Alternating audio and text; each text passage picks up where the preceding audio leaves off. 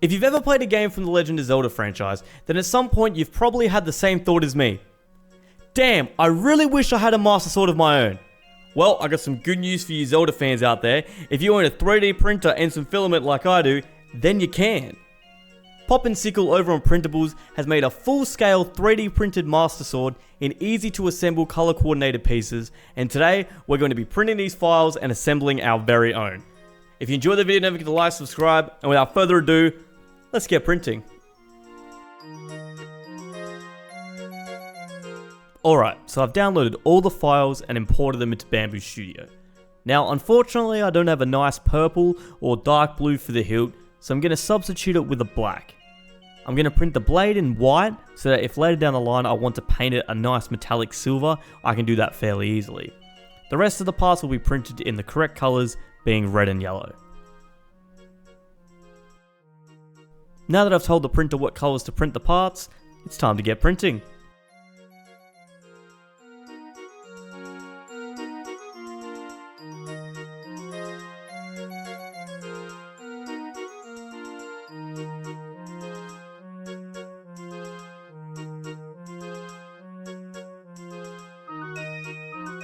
Now I know I said that I was going to print the hilt in black, however, being the forgetful person that I am, I forgot to reload the black spool into the printer, as I swapped it out for a green spool to print something that you will see on my channel in the coming weeks.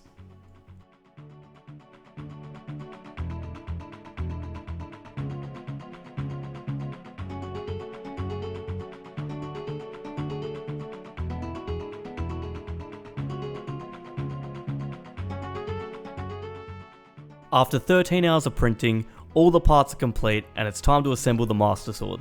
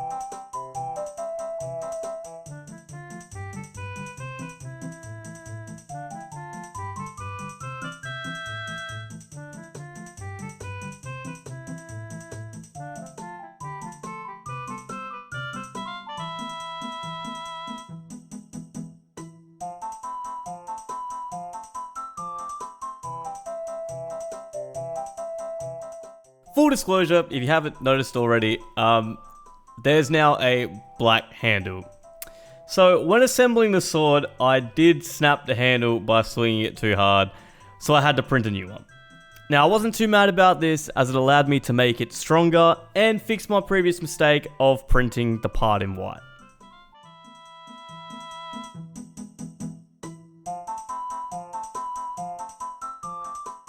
If you want a cool way of displaying your Master Sword, then I would highly recommend printing this Master Sword base from P-Door Projects.